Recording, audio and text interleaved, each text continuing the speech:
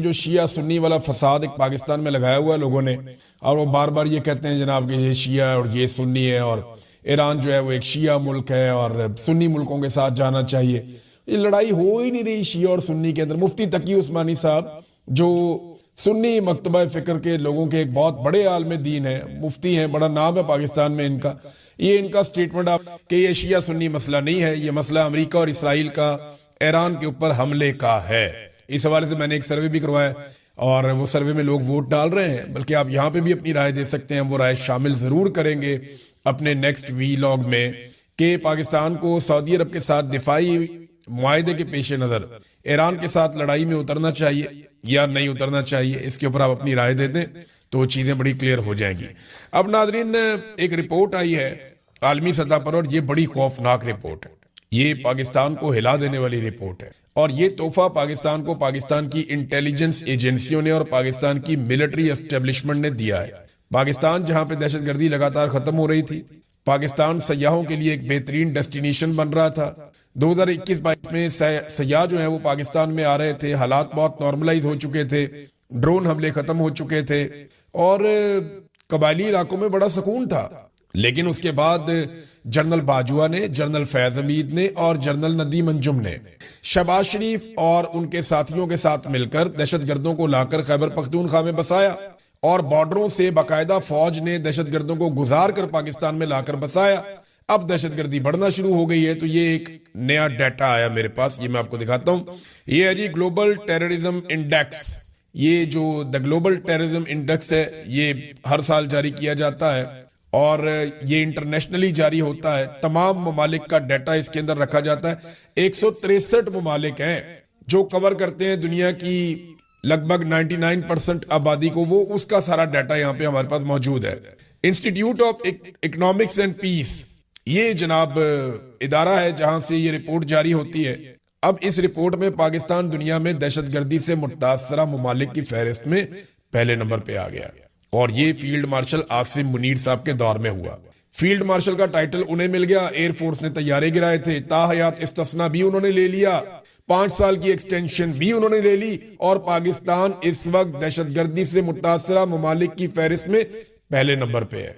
अंदाजा करें आप, हमारा नंबर पहला है और हमारा रिकॉर्ड सबसे ज्यादा। और ये किस बुनियाद के ऊपर ये बनाते हैं? नंबर 1 दहशतगर्दी के वाकयात, नंबर 2 दहशतगर्दी में कितनी जानें गई, नंबर 3 दहशतगर्दी में कितने जख्मी हुए, नंबर 4 दहशतगर्दी में कितने लोगों को अगवा किया गया या उन्हें यरगमाल बनाया गया। इन 4 चीजों की बुनियाद पे वाकयात, कत्ल, जख्मी और अगवा करना, यरगमाल बनाना, इस नुक्ता नजर से पाकिस्तान दुनिया में नंबर 1 आ गया। ये है जनाब पाकिस्तान की हालत। अफगानिस्तान के ऊपर हम इल्जाम लगाते हैं कि दहशतगर्दी वो कर रहे हैं पाकिस्तान में, तो अफगानिस्तान दहशतगर्दी के मामलात पे नंबर 11 में है पूरी दुनिया में डाटा में। जो शाम है वो नंबर 6 पे है, जहां पे आप बदतरीन, जिसकी मिसालें आसिम मुनीर साहब, जिन जिन मुल्कों की आसिम मुनीर साहब ने मिसालें दी है ना कि आप लिबिया बन जाएंगे, आप शाम बन जाएंगे, आप इराक बन जाएंगे, आप अफगानिस्तान बन जाएंगे अगर पाक फौज ना हो, तो वो ये कहते थे ना हमें। तो ये देखें आप, इराक 16वें नंबर पे है दहशतगर्दी के इंडेक्स में, भारत 13वें नंबर पे है, यमन 25वें नंबर पे है, शाम 6ठे नंबर पे है और एक मुल्क है बुर्किना फासो, ये अफ्रीकी मुल्क है, बहुत ही दूर दराज, ये पहले नंबर पे था पिछले साल, इस साल ये दूसरे नंबर पे आ गया। 2.25 करोड़ इसकी आबादी है, इतना कोई बड़ा मुल्क नहीं है ये। तो अफगानिस्तान नंबर 11 पे चला गया दहशतगर्दी के मामलात में और पाकिस्तान पहले नंबर पे। ये तोहफा पाकिस्तान को पाकिस्तान की मिलिट्री एस्टेब्लिशमेंट ने इसलिए दिया कि उन्होंने इमरान खान को कमजोर करना था, उसकी सियासत को तबाह करना था। वो खैबर पख्तूनख्वा में तगड़े थे, लिहाजा खैबर पख्तूनख्वा में दहशतगर्दों को इंपोर्ट किया गया जानबूझकर। जो मौका था अफगान हुकूमत के साथ मिलकर दहशतगर्दों को खत्म करने का, वो मौका इन्होंने जाया किया और अब अफगानिस्तान के साथ अलग लड़ाई लड़ रहे हैं, दहशतगर्दी के वाकयात अलग पाकिस्तान में हो रहे हैं। उम्मीद करते हैं कि दहशतगर्दी पाकिस्तान में खत्म होगी, क्योंकि दहशतगर्दी के साथ कोई भी मुल्क आगे नहीं बढ़ सकता, उसमें सियाहत नहीं आ सकती। यहाँ जो काम होता है ना इमरान खान की मुखालफत में होता है। मिसाल के तौर पर इमरान खान साहब की मुलाकातें भी रोक दी गई, यानी ईद पे भी साबिक वजीर आजम को अपनी फैमिली से मिलने की इजाजत नहीं दी गई, उन्हें नए कपड़े भी नहीं दिए गए। ये हालात किए गए इमरान खान साहब के साथ। लेकिन जब नवाज शरीफ साहब जेल में थे तो तब क्या हुआ था? ये खबर आई थी कि मुस्लिम लीग नून के सदर और अपोजिशन लीडर शहबाज शरीफ ने अहले खाना के हमरा अडयाला जेल में साबिक वजीर आजम नवाज शरीफ और मरियम नवाज से मुलाकात की। नवाज शरीफ की वालदा, हमजा शहबाज, सलमान शहबाज, खानदान के दीगर अफराद और स्टाफ के लोग भी इस मुलाकात में मौजूद थे, यानी मुलाजिम शुलाजिम भी सारे गए हुए थे। शरीफ खानदान ने ईद पर नवाज शरीफ और मरियम नवाज से जेल में मुलाकात की दरख्वास्त की थी। वहां पे जनाब बेहतरीन इनको खाने शाने भी दिए गए, वहां इनको फैसिलिटेट किया गया। पंजाब हुकूमत ने इसके लिए स्पेशल इंतजाम करके इजाजत भी दी थी। मुलाकात का दिन जुमेरात का होता है, लेकिन इसके बावजूद ईद वाले दिन छुट्टी के बावजूद मुलाकात की खसूसी इजाजत दी गई। अंदाजा करें आप। और आज ईमान मजारी को मुलाकात की इजाजत नहीं है। आज सनम जावेद और फलक जावेद के साथ भी यही हो रहा है। आज ईद की नमाज पढ़ने के लिए भी शाह महमूद कुरैशी को, इमरान खान को और जो बाकी लोग हैं, महमूद रशीद साहब हैं, एजाज चौधरी साहब हैं, उमर चीमा साहब हैं और दीगर लोग हैं, किसी को भी नमाज ईद की पढ़ने की इजाजत नहीं दी गई।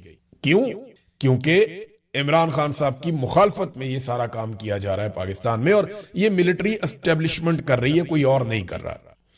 हालात पाकिस्तान के इन्होंने यहां तक पहुंचा दिए हैं कि पीएसएल के मैचेस अब पाकिस्तान में ये खुले स्टेडियम्स के अंदर नहीं करवा पा रहे, यानी मैच होगा लेकिन फैंस नहीं आएंगे।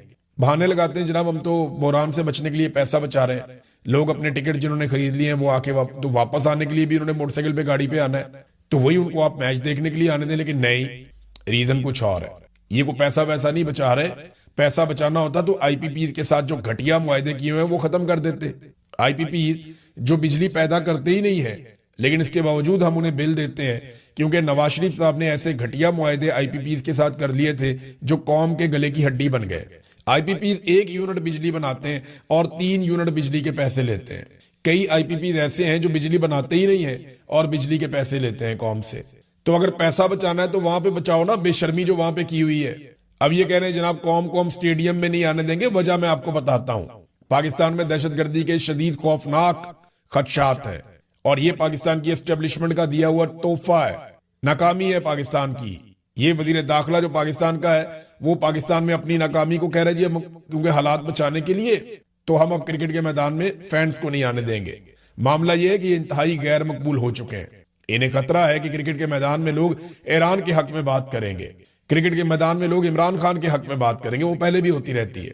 और क्रिकेट के मैदान में ये लोगों को इसलिए भी नहीं आने दे रहे कि दहशतगर्दी के बड़े खौफनाक खदशात हैं पाकिस्तान में। यहां इन्होंने पाकिस्तान को पहुंचा दिया और ये कौम का सबसे पसंदीदा खेल है। लेकिन इसके बावजूद हालात ये हैं कि जो कौमी टीम का साबिक कोच है गैरी क्रिस्टन, उसने इंकशाफ किया है कि पाकिस्तान में कोचिंग के दौरान बहुत ज्यादा मुदाखलत देखी है। देखें ना, अली अमीन गंडापुर और शेर अफजल मरवत, इन दोनों की हालत रेहाम खान जैसी हो गई है, जैसी हालत रेहाम खान साहिबा की तलाक के बाद हुई थी, जिन्होंने कीड़े निकालने के लिए किताब तक लिख दी थी।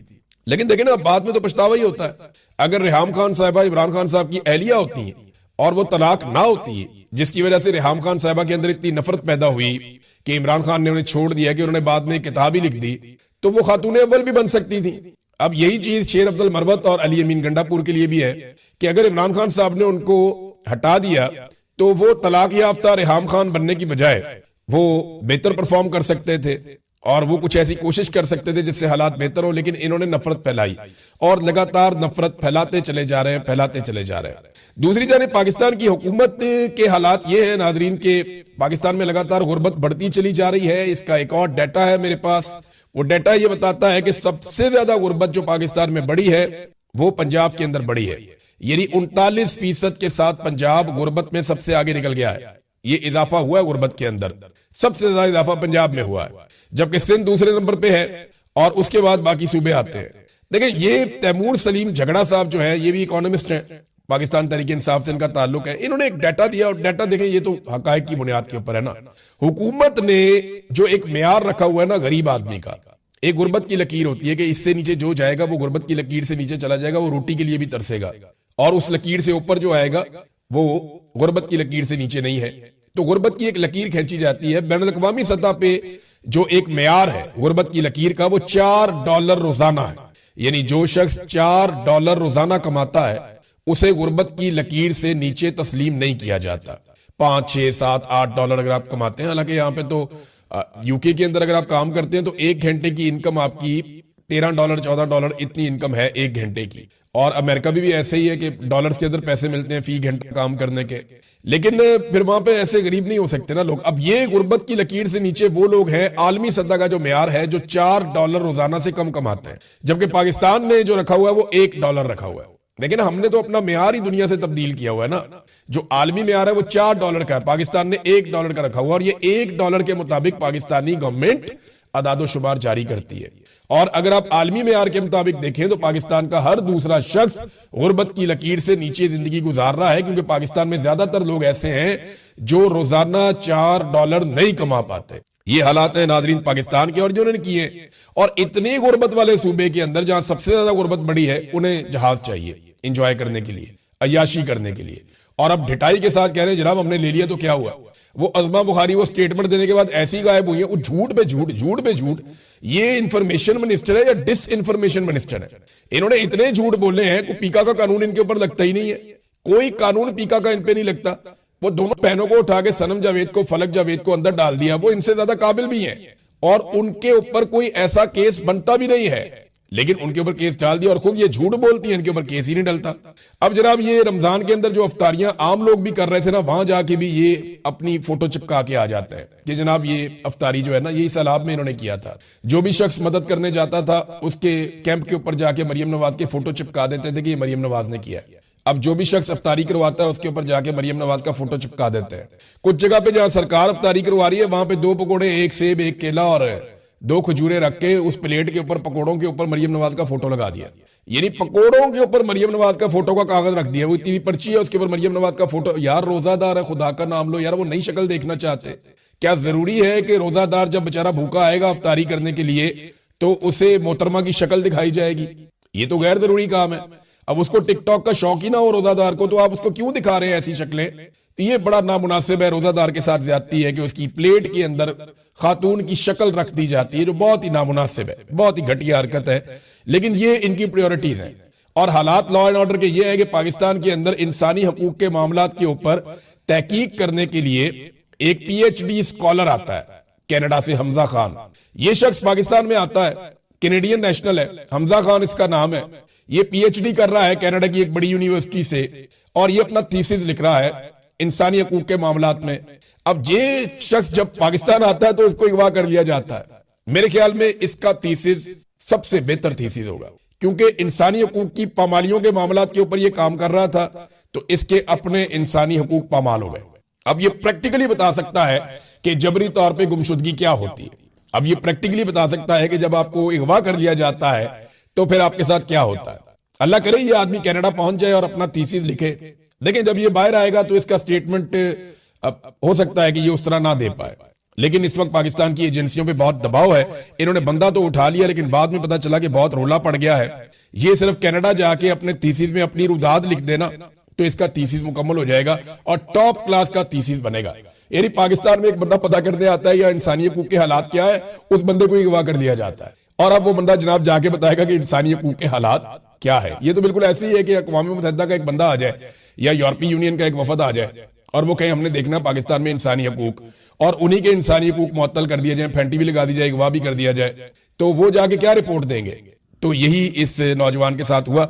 हो सकता है इसका जो थीसिस है वो कोई भी ना पढ़ता, मुस्तकबिल में कोई ज्यादा मशहूर ना होता, लेकिन जैसे नजामानी के साथ किया इन्होंने, उसका आर्टिकल डिलीट करवा के, इसी तरह हमजा खान के साथ बड़ी नेकी की है। ये जल्दी इंशाल्लाह बाहर आ जाएगा, क्योंकि एजेंसियां इसको ज्यादा देर रख नहीं पाएंगी। तो जब ये बाहर आएगा, कनाडा जाएगा, जाकर लिखेगा, तो लोगों की बड़ी दिलचस्पी होगी ये जानने में कि इसने क्या लिखा है और सूरत हाल कहां तक पहुंची है। नाज़रीन, पाकिस्तान के ऊपर जो टोटल कर्ज है वो मौजूदा रजीम ने इतनी तेजी से बढ़ाया है कि अब $138 अरब का कर्जा हम पे चढ़ गया है। $138 अरब, ये थोड़े पैसे नहीं है। $1 अरब के लिए आप मिन्नतें और तरले करते हैं IMF के, बाकी मुल्कों के, और $1 अरब के आधे अरब डॉलर के लिए भी आपकी दौड़ें लगी हुई होती हैं। मिसाल के तौर पे ये देखें ना, अपने चाइना से $25 करोड़ लेने हैं, यानी ये $1 अरब का चौथा हिस्सा है। ये थोड़े से पैसे आपने लेने हैं, $25 करोड़, और इसके लिए आप गारंटी नहीं दे सकते। पाकिस्तान गारंटेड इसलिए नहीं दे सकता कि पाकिस्तान का B नेगेटिव है। क्रेडिट रेटिंग जो होती है उसकी बुनियाद के ऊपर आपको कर्जा मिलता है ना, तो आपकी जो क्रेडिट रेटिंग है, यानी आपकी जो साख है, वो B नेगेटिव है। तो इसके ऊपर पाकिस्तान अपनी स्ट्रेंथ पे कर्जा नहीं ले सकता। और जो बॉन्ड है वो फ्लोट नहीं कर सकता। लिहाजा अब पाकिस्तान ने दरखास्त की है एशियन डेवलपमेंट बैंक से और एशियन इंफ्रास्ट्रक्चर इन्वेस्टमेंट बैंक से